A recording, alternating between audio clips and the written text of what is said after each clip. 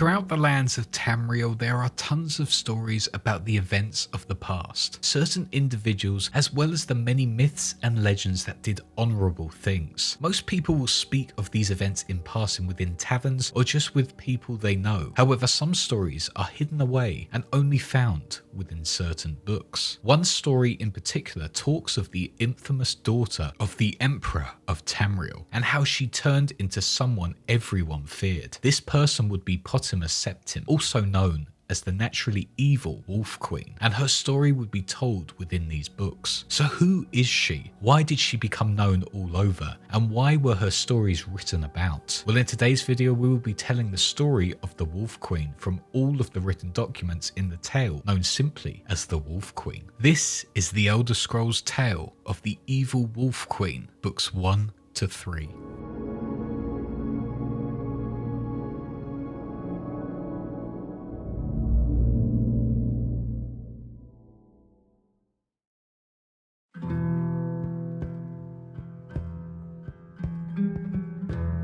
The year was 63 of the Third Era. In the autumn tide of the year, Prince Pelagus, son of Prince Uriel, who is the son of Empress Kintira, who is niece of the great Emperor Tiber Septim, came to the high rock city-state of Camlorn to pay court to the daughter of King Volstead. Her name was Quintilla, the most beauteous princess in Tamriel, skilled at all the maidenly skills and an accomplished sorceress. 11 years a widower with a young son named Antiochus, Pelagus arrived at the court to find the city-state was being terrorized by a great demon werewolf. Instead of wooing, Pelagus and Quintilla together went out to save the kingdom. With his sword and her sorcery, the beast was slain, and by the powers of mysticism, Quintilla changed the beast's soul to a gem. Pelagus had the gem made into a ring, and with it, married her. But it was said that the soul of the wolf stayed with the couple until the birth of their first child.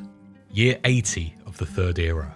The ambassador for Solitude has arrived, Your Majesty, whispered the steward Balvus. Right in the middle of dinner, muttered the Emperor weakly. Tell him to wait. No, father, it's important that you see him, said Pelagus, rising. You can't make him wait and then give him bad news. It's undiplomatic. Don't go then, you're much better at diplomacy than I am. We should have all the family here, Emperor Uriel II added, suddenly aware how few people were present at his dinner table. Where's your mother?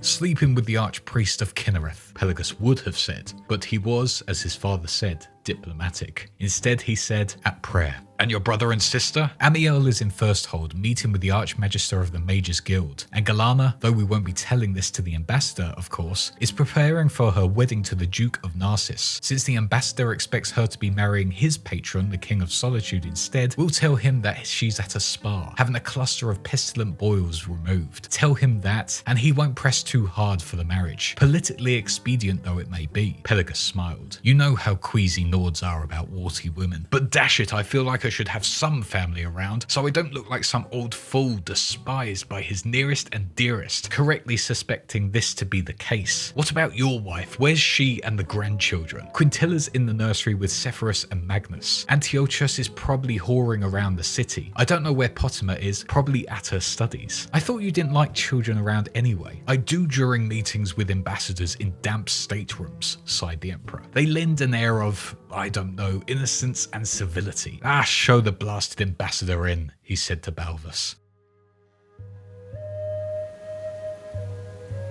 Pottima was bored. It was the rainy season in the Imperial Province, wintertide, and the streets and the gardens of the city were all flooded. She could not remember a time when it was not raining. Had it been only days, or had it been weeks or months since the sun shone? There was no judging of time anymore in the constant flickering torchlight of the palace, and as Pottima walked through marble and stone hallways, listening to the pelting of the rain, she could think nothing but that she was bored. As Stephanie, her tutor, would be looking for her now. Ordinarily, she would not mind studying. Rote memorization came easily to her. She quizzed herself as she walked down through the empty ballroom. When did Orsinium fall? First Era 980. Who wrote Tamrillian tractates? Colsi. When was Tiber Septim born? Second Era 288. Who is the current king of Daggerfall? Mortin, son of Gorthiel. Who is the current Silvnar? Varbeneth, son of Verbaril. Who is the warlord of Lilmoth? Trick question.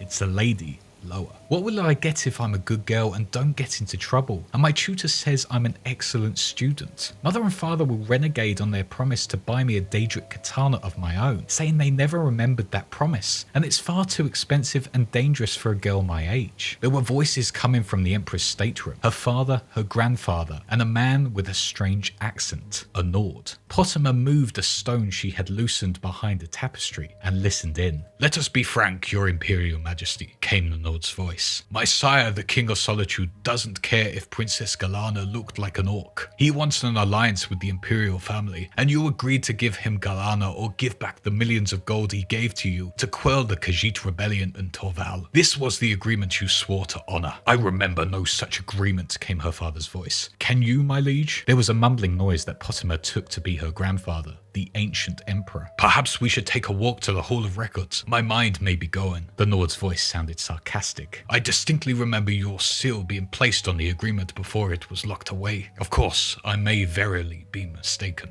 "We will send a page to the hall to get the document you refer to," replied her father's voice, with the cruel, soothing quality he used whenever he was about to break a promise. Pottimer knew it well. She replaced the loose stone and hurried out of the ballroom. She knew well how slowly the pages walked. Used to running errands for a doddering emperor, she could make it to the Hall of Records in no time at all. The massive ebony door was locked, of course, but she knew what to do. A year ago, she caught her mother's Bosmer maid pilfering some jewelry, and in exchange for her silence, forced the young woman to teach her how to pick locks. Pottimer pulled 2 pins off her red diamond brooch and slid the first into the first lock, holding her hand steady and memorizing the pattern of tumblers and grooves within the mechanism. Each lock had a geography of its own. The lock of the kitchen larder, 6 free tumblers, a frozen 7, and a counterbolt. She had broken into that just for fun, but if she had been a poisoner, the whole imperial household would be dead by now, she thought, smiling. The lock to her brother Antiochus' secret stash of Khajiit pornography, just 2 free tumblers and a pathetic poisoned quill trap easily dismantled with pressure on the counterweight. That had been a profitable score. It was strange that Antiochus, who seemed to have no shame, proved so easy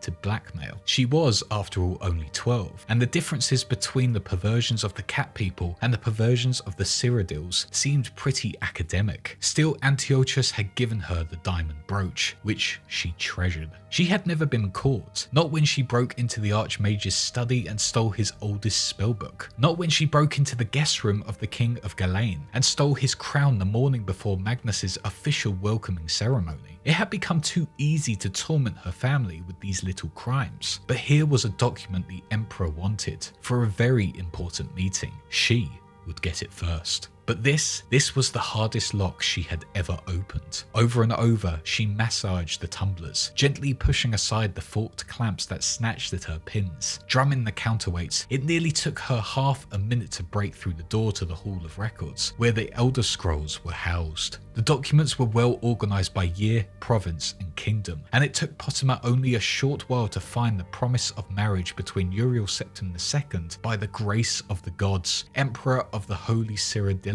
Empire of Tamriel, and his daughter the Princess Galana, and His Majesty King Mantiarco of Solitude. She grabbed her prize and was out of the hall, with the door well locked before the page was even in sight. Back in the ballroom, she loosened the stone and listened eagerly to the conversation within. For a few minutes, the 3 men, the Nord, the Emperor, and her father, just spoke of the weather and some boring diplomatic details. Then there was the sound of footsteps and a young voice, the page. "Your Imperial Majesty, I have searched the Hall of Records and cannot find the document you asked for." "There, you see," came Pottimer's father's voice. "I told you it doesn't exist." "But I saw it." The Nord's voice was furious. "I was there when my liege and the Empire signed it. I was there." "I hope you aren't doubting the word of my father, the sovereign emperor of all Tamriel. Not when there's now proof that you must have been mistaken." Pelagus' voice was low, dangerous. "Of course not," said the Nord, conceding quickly. "But what will I tell my king? He is to have no connection with the imperial family, and no gold returned to him, as he and I believe the agreement to be." "We don't want any bad feelings between the Kingdom of Solitude and us," came the Emperor's voice, rather feeble but clear enough. But if we ordered King Mantiarco, our granddaughter, instead? Pottimer felt the chill of the room descend on her. The Princess Pottimer? Is she not too young? Asked the Nord. She is 13 years old, said her father. That's old enough to wed. She would an ideal mate for your king, said the Emperor. She is, admittedly, from what I see of her, very shy and innocent, but I'm certain she would quickly grasp the ways of court. She is, after all, a septon. I think she would be an excellent queen of solitude. Not too exciting, but noble. The granddaughter of the Emperor is not as close as his daughter, said the Nord, rather miserably. But I don't see how we can refuse the offer. I will send word to my king. You have our leave, said the Emperor. And Pottimer heard the sound of the Nord leaving the stateroom. Tears streamed down Pottimer's eyes. She knew who the King of Solitude was from her studies. Mantiarco, 62 years old and quite fat. And she knew how far Solitude was and how cold in the northernmost clime. Her father and grandfather were abandoning her to the barbaric Nords. The voices in the room continued talking. Well acted, my boy. Now, make sure you burn that document, said her father. My prince? Asked the page's querulous voice. The agreement between the Emperor and the King of Solitude, you fool. We don't want his existence known. My prince, I told the truth. I couldn't find the document in the Hall of Records. It seems to be missing. By Lorcan, roared her father. Why is everything in this palace always misplaced? Go back to the hall and keep searching until you find it. Pottimer looked at the document. Millions of gold pieces promised to the Kingdom of Solitude in the event of Princess Galana not marrying the king. She could bring it into her father, and perhaps as a reward, he would not marry her to Mantiarco, or perhaps not. She could blackmail her father and the Emperor with it, and make a tidy sum of money. Or she could produce it when she became Queen of Solitude, to fill her coffers, and buy anything she wanted. More than a Daedric katana, that was for certain. So many possibilities, Pottimer thought, and she found herself not bored anymore.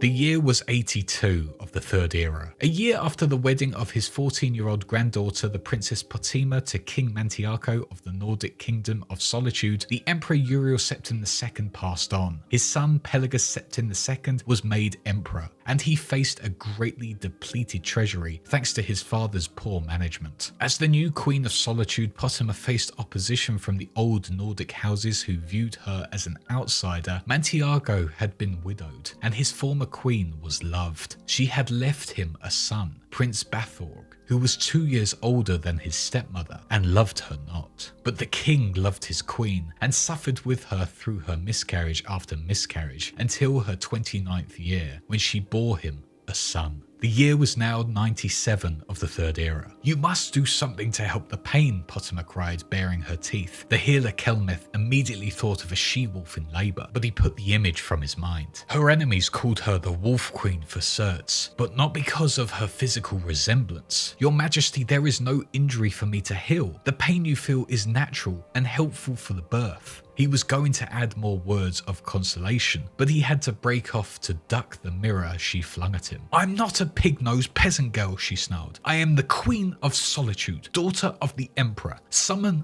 the Daedra. I'll trade the soul of every last subject of mine for a little comfort. My lady, said the healer nervously, drawing the curtains and blotting out the cold morning sun. It is not wise to make such offers even in jest. The eyes of oblivion are forever watching for just such a rash interjection. What would you know of oblivion, healer? She growled, but her voice was calmer, quieter. The pain had relaxed. Would you fetch me that mirror I hurled at you? Are you going to throw it again, your majesty? Said the healer with a taut smile, obeying her. Very lightly, she said, looking at her reflection. And next time, I won't miss. But I do look afraid. Is Lord Voken still waiting for me in the hall? Yes, your majesty. We'll tell him I need to fix my hair and I'll be with him. And leave us. I'll howl for you when the pain returns. Yes, your majesty. A few minutes later, Lord Voken was shown into the chamber. He was an enormous bald man whose friends and enemies called Mount Voken. And when he spoke, it was with a low grumble of thunder. The queen was one of the very few people Voken knew who was not the least bit intimidated by him, and he offered her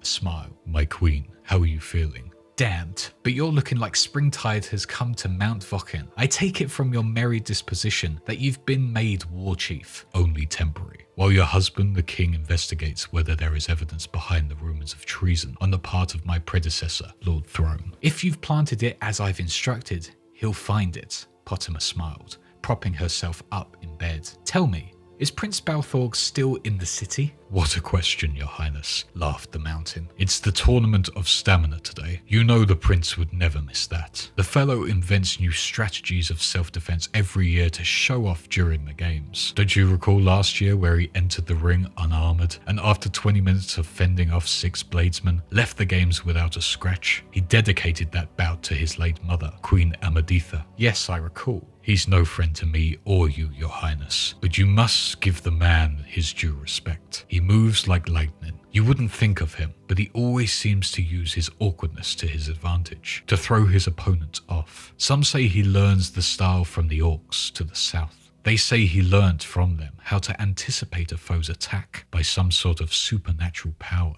There's nothing supernatural about it, said the queen quietly. He gets it from his father. Mantiarco never moved like that.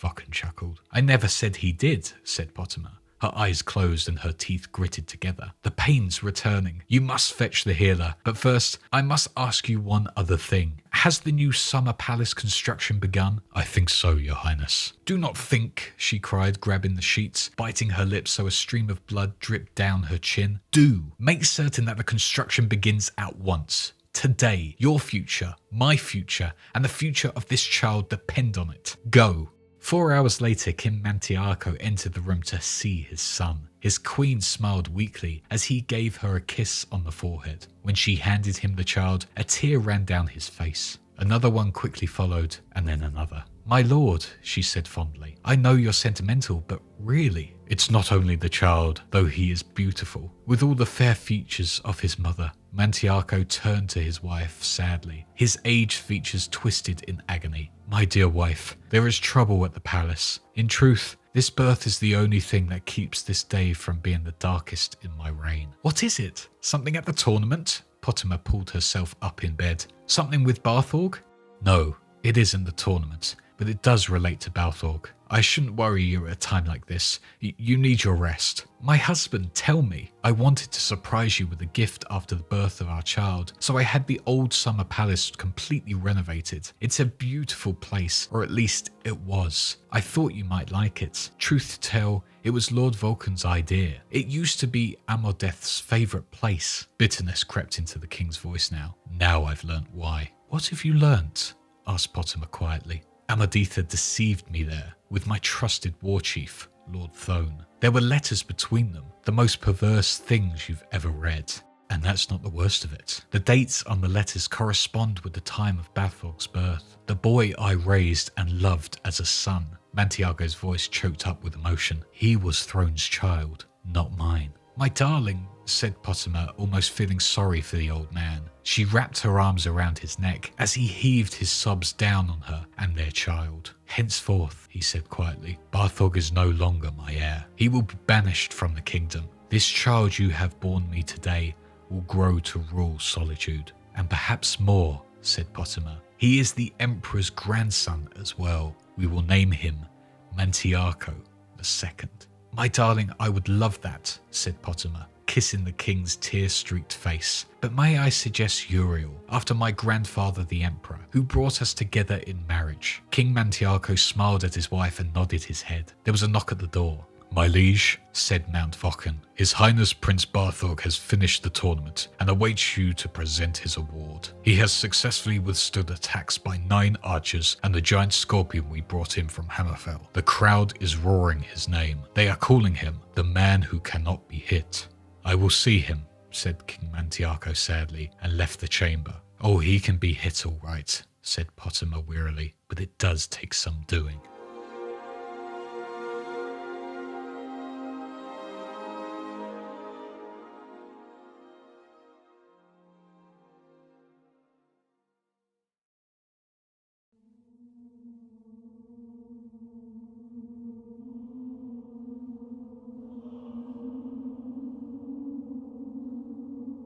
The year was 98 of the Third Era. The Emperor Pelagus Septim II died a few weeks before the end of the year, on the 15th of the Evening Star, during the festival of North Wind's Prayer, which was considered a bad omen for the Empire. He had ruled over a difficult 17 years. In order to fill the bankrupt treasury, Pelagus had dismissed the Elder Council, forcing them to buy back their positions. Several good but poor councillors had been lost. Many say the Emperor had died as a result of being poisoned by a vengeful former council member. His child came to attend his funeral and the coronation of the next emperor. His youngest son, Prince Magnus, 19 years of age, arrived from Almalexia, where he had been a councillor to the royal court. 21-year-old Prince Sepphoris arrived from Ghislaine with his Redguard bride, Queen Bianchi. Prince Antiochus, at 43 years of age, the eldest child and heir presumptive, had been with his father in the imperial city. The last to appear was his only daughter, Pottima, the so-called Wolf Queen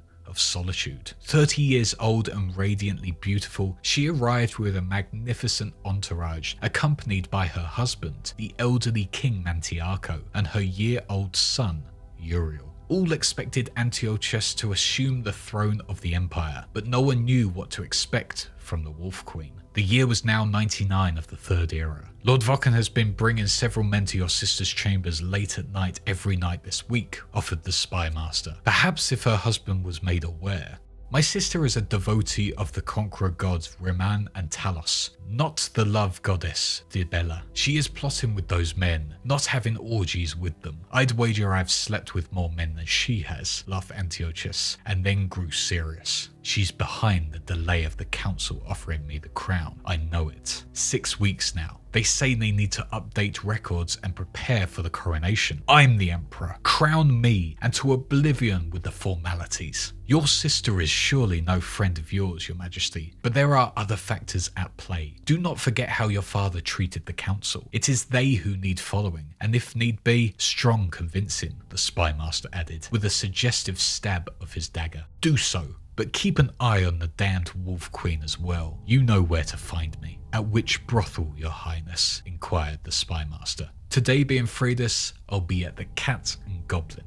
The spy master nodded in his report that night that Queen Pottima had no visitors, for she was dining across the Imperial Garden at the Blue Palace with her mother, the Dowager Empress Quintilla. It was a warm night for wintertide and surprisingly cloudless, though the day had been stormy. The saturated ground could not take any more, so the formal, structured gardens looked as if they had been glazed with water. The two women took their wine to the wide balcony to look over the grounds. I believe you are trying to sabotage your half-brother's coronation, said Quintilla, not looking at her daughter. Pottima saw how the years had not so much wrinkled her mother as faded her, like the sun on a stone. It's not true, said Pottima, but would it bother you very much if it were true? Antiochus is not my son. He was 11 years old when I married your father, and we've never been close. I think that being heir presumptive has stunned his growth. He is old enough to have a family with grown children, and yet he spends all his time at debauchery and fornication. He will not make a very good emperor, Quintilla sighed, and then turned to Pottima. But it is bad for the family for seeds of discontent to be sown. It is easy to divide up into factions, but very difficult to unite again. I fear for the future of the empire. Those sound like words. Are you by any chance dying, mother? I've read the omens, said Quintilla with a faint ironic smile. Don't forget, I was a renowned sorceress in Camlorn. I will be dead in a few months' time, and then, not a year later, your husband will die. I only regret that I will not live to see your child Uriel assume the throne of Solitude. Have you seen whether... Pottima stopped, not wanting to reveal too many of her plans, even to a dying woman. Whether he will be emperor? Aye, I know the answer to that too, daughter. Don't fear. You'll live to see the answer, one way or the other. I have a gift for him when he is of age. The Dowager Empress removed a necklace with a single great yellow gem from around her neck. It's a soul gem, infused with the spirit of a great werewolf your father and I defeated in battle 36 years ago. I've enchanted it with spells from the School of Illusion, so its wearer may charm whoever he chooses. An important skill for a king. And an emperor, said Pottima, taking the necklace. Thank you, mother. An hour later, passing the black branches of the sculpted duad shrubs, Pottimer noticed a dark figure which vanished into the shadows under the eaves at her approach. She had noticed people following her before. It was one of the hazards of life in the imperial court, but this man was too close to her chambers. She slipped the necklace around her neck. "Come out where I can see you," she commanded. The man emerged from the shadows, a dark little fella of middle age dressed in black dye goatskin. His eyes were fixed, frozen under her spell. "Who do you work for?" "Prince Antiochus is my master," he said in a dead voice. "I am his spy." A plan formed. "Is this prince in his study?" "No, milady." "And you have access?" "Yes, milady." Pottimer smiled widely. She had him. "Lead the way." The next morning the storm reappeared in all its fury. The pelting on the walls and ceiling was agony to Antiochus, who was discovering that he no longer had his youthful immunity to a late night of hard drinking. He shoved hard against the Argonian wench sharing his bed. "Make yourself useful and close the window," he moaned. No sooner had the window been bolted, then there was a knock at the door. It was the spy master. He smiled at the prince and handed him a sheet of paper. "What is this?" said Antiochus, squinting his eyes. "I must still be drunk. It looks like orcish." "I think you will find it's useful, your majesty. Your sister is here to see you." Antiochus considered getting dressed and sending his bedmaid out, but thought better of it. "Show her in. Let her be scandalized." If Pottimer was scandalized, she did not show it. Swathed in orange and silver silk, she entered the room with a triumphant smile, followed by the man-mountain, Lord Vokken. "Dear brother, I spoke to my mother last night, and she advised me very wisely. She said I should not battle with you in public, for the good of our family and the empire. Therefore," she said, producing from the folds of her robe a piece of paper, "I am offering you a choice." "A choice?" said Antiochus, returning her smile. "That does sound friendly." "Abdicate your rights to the imperial throne voluntarily, and there is no need for me to show the council this," Pottimer said, handing her brother the letter. "It is a letter with your seal on it, saying that you knew that your father was not Pelagus Septim II, but the royal steward von Dolkth. Now, before you deny writing the letter, you cannot deny the rumours, nor that the Imperial Council will believe that your father, the old fool, was quite capable of being cuckolded. Whether it's true or not, or whether the letter is a forgery or not, the scandal of it would ruin your chances of being the emperor." Antiochus' face had gone white with fury. "Don't fear, brother," said Pottimer, taking back the letter from his shaking hands. "I will see to it that you have a very comfortable life, and all the whores your heart or any other organ desires." Suddenly Antiochus laughed. He looked over at his spy master and winked. "I remember when you broke into my stash of Khajiit erotica and blackmailed me. That was close to 20 years ago. We've got better locks now. You must have noticed. It must have killed you that you couldn't use your own skills to get what you wanted." Pottimer merely smiled. It didn't matter. She had him. "You must have charmed my servant here into getting you into my study to use my seal." Antiochus smirked. "A spell, perhaps, from your mother the witch." Pottimer continued to smile. Her brother was cleverer than she thought. "Did you know that charm spells, even powerful ones, only last so long? Of course you didn't. You never were one for magic. Let me tell you, a generous salary is a stronger motivation for keeping the servant in the long run, sister." Antiochus took out his own sheet of paper. "Now I have a choice for you." "What is that?" said Pottimer, her smiling faltering. "It looks like nonsense, but if you know what you're looking for, it's very clear. It's a practice sheet, your handwriting attempting to look like my handwriting. It's a good gift you have. I wonder if you haven't done this before, imitating another person's handwriting. I understand a letter was found from your husband's dead wife saying that his first son was a bastard. I wonder if you wrote the letter. I wonder if I showed this evidence of your gift to your husband, whether he would believe you wrote that letter. In the future, dear Wolf Queen, don't lay the same trap twice." Pottimer shook her head, furious, unable to speak. "Give me your forgery and go take a walk in the rain. And then, later today, unhatch whatever other plots you have to keep me from the throne." Antiochus fixed his eyes on Pottimer's. "I will be Emperor, Wolf Queen. Now go." Pottimer handed her brother the letter and left the room. For a few moments out in the hallway, she said nothing. She merely glared at the slivers of rainwater dripping down the marble wall from a tiny, unseen crack. "Yes, you will, brother," she said, "but not for very long."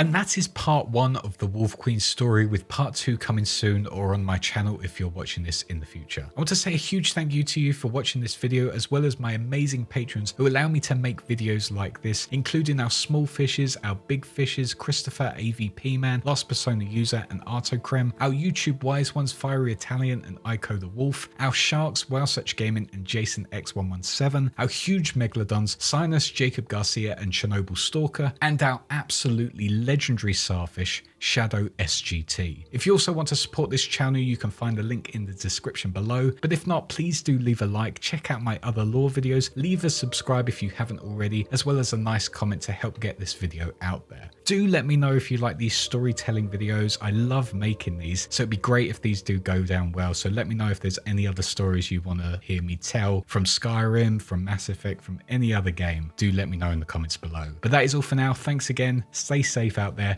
and see you all in the next one. Cheers.